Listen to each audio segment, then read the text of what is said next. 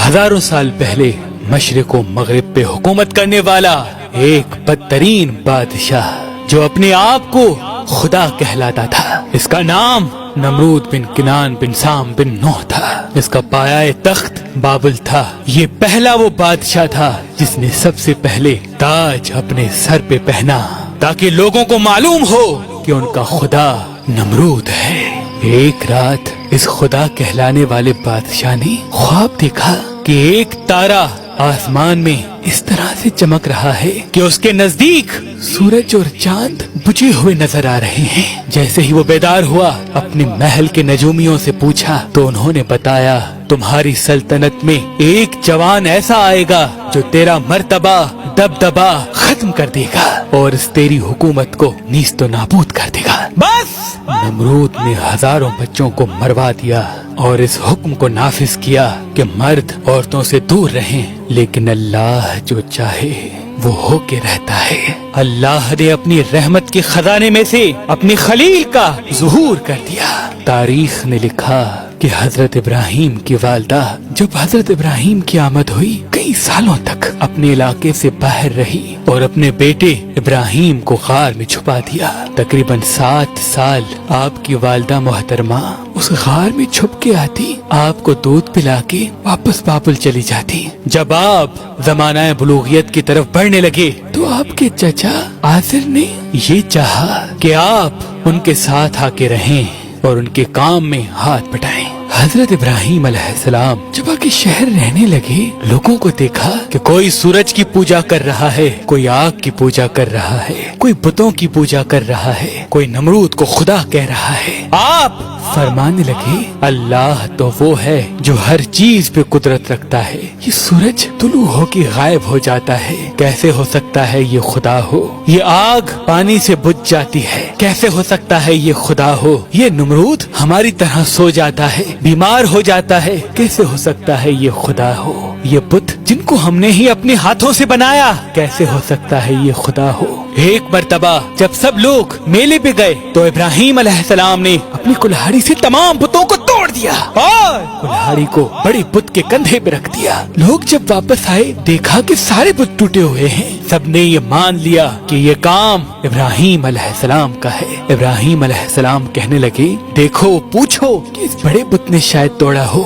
सब हैरत से पूछने लगे कि ये बुत कैसे तोड़ सकता है? तो आप फरमाने लगे, मैं भी तो यही कहना चाहता हूँ कि जब ये किसी बुत को तोड़ नहीं सकता तो ये हमारा खुदा कैसे हो सकता है? नमरूद ने ये हुक्म नाफिज करवाया कि एक ऐसी आग जलाई जाए जिसमें इब्राहिम को इस तरह से जलाया जाए कि लोग इबरत हासिल करें। 2 सालों तक लकड़ियों को जमा किया गया और एक बहुत ही बड़ी आग जलाई गई। फरिश्तों ने अल्लाह की दरबार में फरियाद को बुलंद किया कि ऐ अल्लाह, हमें हुक्म दे कि हम तेरे खलील को बचा सकें। अल्लाह ने फरमाया, जाओ देखो, अगर इब्राहिम तुमसे मदद तलब करे तो जरूर उसकी मदद करना।